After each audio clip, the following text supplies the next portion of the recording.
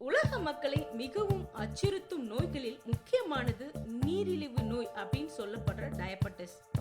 இதுல type 1, type 2 மற்றும் கர்ப்பகால நீரிழிவு போன்ற 3 வகைகள் உண்டு.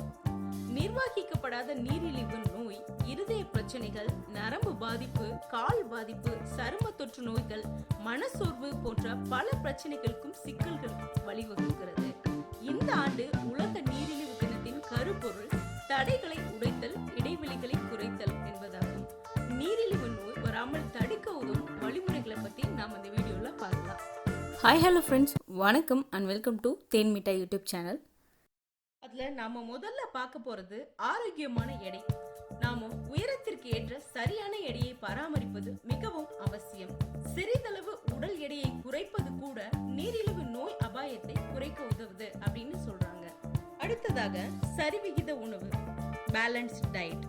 நொறுக்கு தீனிகள், இனிப்பு பண்டங்கள், வறுத்து பொரித்த உணவுகள், துரித உணவு வகைகளை சுத்தமா தவிர்த்துட்டு சத்தான சமச்சீர் உணவுகளை எடுத்துக்கொள்ள வேண்டும்.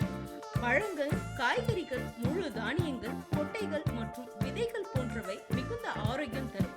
அதிகமாக உண்பதை தவிர்த்து பகுதியாக பிரித்து உண்பது நலம் தரும். அடுத்ததா சுறுசுறுப்பா இருக்கணும். உடற்பயிற்சி, நடைப்பயிற்சி ரொம்பவே அவசியம்.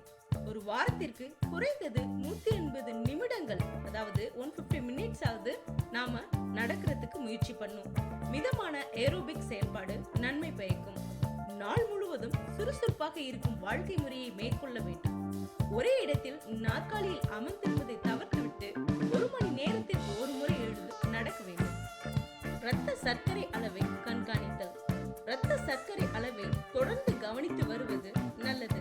சர்க்கரை அளவு கூடிவிட்டால் அதற்கேற்ப மாத்திரைகள் மற்றும் உடற்பயிற்சிகள் மூலம் அவற்றை கட்டுக்குள் வைத்திருக்க வேண்டும். அடுத்ததா முக்கியமானது மது, புகைப்பழக்கம் தவிர்க்கிறது.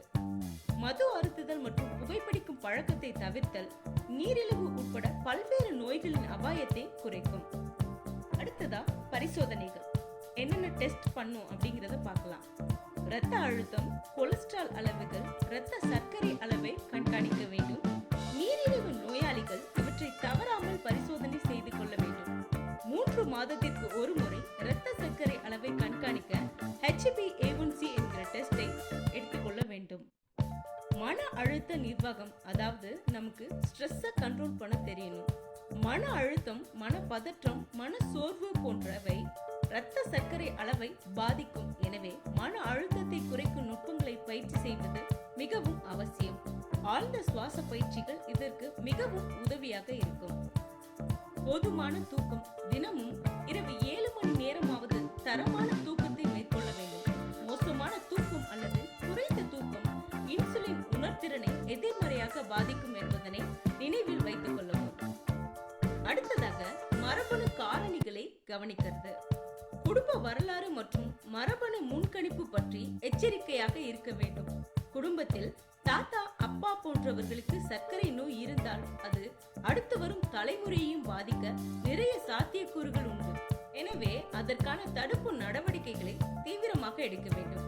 ஆரம்ப கால நோயறிதல் மற்றும் வாழ்க்கை முறை மாற்றங்கள் போன்றவை நீரிழிவு நோய் உருவாக்கும் அபாயத்தை கணிசமாக குறைக்கும். கர்ப்பிணி பெண்கள் கர்ப்ப காலத்தில் சர்க்கரை நோய் தாக்காமல் இருக்க அதற்கேற்ப பரிசோதனைகள் செய்து கண்காணித்துக் கொள்ள வேண்டும். இந்த வீடியோ உங்களுக்கு பிடிச்சிருந்ததா? லைக் பண்ணுங்க, ஷேர் பண்ணுங்க, கமெண்ட் பண்ணுங்க. தேங்க்யூ.